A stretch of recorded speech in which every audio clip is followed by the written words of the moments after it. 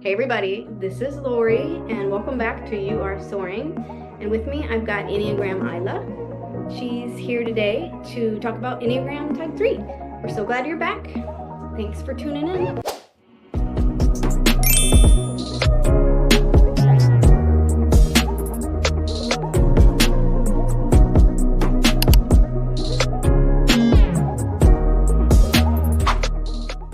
So Enneagram Type 3 is the achiever, and the core motivations of the Type 3 are basic core fear of being exposed, invaluable, or seen worthless. So it's so important to be seen as performing well and really a job well done for achievers, Type 3s. The core desire is to achieve, be respected, to achieve, to be seen as good, admirable, a role model, someone that is a go-to, right? Like somebody that you would say, let's go to so-and-so, they'll be able to help us. Somebody is seen again as a role model. The core weakness of a 3 is deceit. So in an effort to embody the persona of who they think they should be, they deceive themselves about who they are.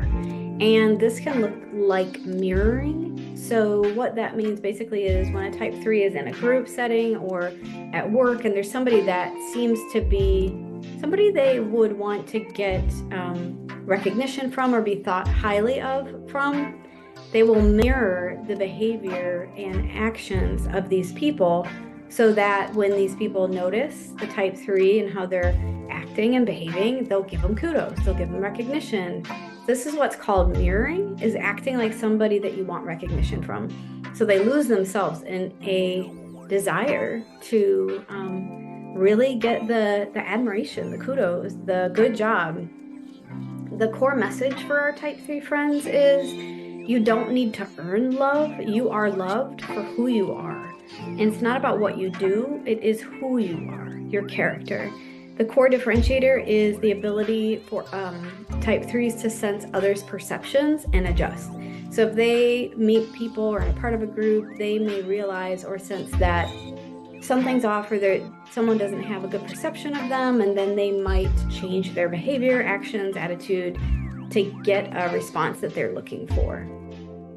So the strengths and weaknesses of Type 3. So the strengths are they are charming, friendly, they are energetic, they thrive in leadership roles, they're good in teams, they help people succeed, very hardworking and competent, not afraid to challenge. You might hear them be a bit assertive, so they're in our assertive stance, and they go after kind of what they need. And a lot of times our leaders, CEOs, entrepreneurs are types 3, 7, and 8. And these people have a positive outlook. They're the ones that can cast a vision to say, I think that we could achieve these great things. They're the ones that can do that. And they also think very well how we can get from here to there. So if you have somebody on your team, in your group, or even a family member, you can leverage these skills and strengths that they have to help you achieve whatever you need to, or whatever the family needs to, or whatever the team might need to get done. Now, on the flip side, some of the weaknesses and things to watch for are Type 3s have little tolerance for people that slow them down based on what they think that their mission is.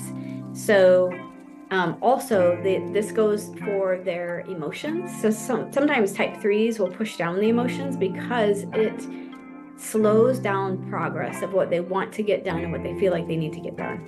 So they'll just shove them right down. They can also feel like their way is the best way. So they may have a hard time hearing other people's opinions or allowing them to be shared and surfaced. They may cut corners when they want to get something done because the motivation is performing. So I want to get this done so that I get the kudos, so that I can really realize what I did well. So they might cut those corners, something to watch for. Their image is really important. Again, what people think of them and see them as. They try to gain admiration from people, and they compare themselves to others and feel a bit of shame. Again, 2s, 3s, and 4s are in the shame triad, so they may feel shame if they're not quite better than other people, or they didn't perform as better, or they didn't do something else as better. So of our Type 3s, they again are in the center of intelligence of heart and feeling. So I'm a 2. My daughter Anna, who is my business partner, is a 3. the common focus for us is really that our hearts know before our minds or our guts. So a lot of times we navigate life through the heart, through the feeling. Our focus is our image and our persona. And we really, really struggle with identifying who we are and living in that without maybe some of the other drivers or self-image factors that come into play for us. Our common desire is attention. We have issues with significance and identity, which I was just sharing. And we feel shame and hostility if we're not good enough, if we don't show up like we should with the right image. And again, we engage the world through our hearts. The best thing to do when you think of center of intelligence is not that, oh, I'm better in my heart and feeling because I have more empathy and I have more emotional intelligence. It's actually you want to be well-rounded in the Enneagram, to have the gut, the head, and the heart all balanced out, not heavy on one. I think it will make us unbalanced when we lean on just one way of navigating all the things that come up in our lives. So we look at the wings.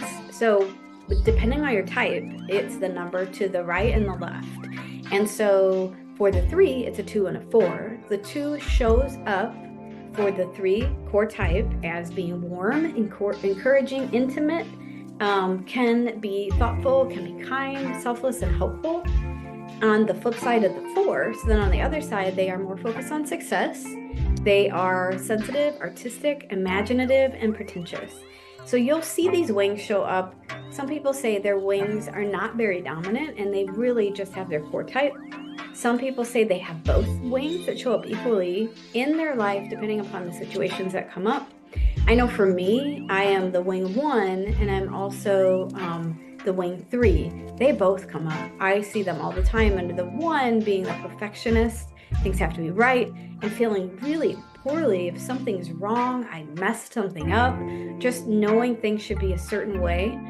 And then the 3, achiever, shows up for me. This is where Anna and I really click well, is we both have that achieving sense of completing, get it done, move fast, motivated, knock it out. That's where we are good partners here.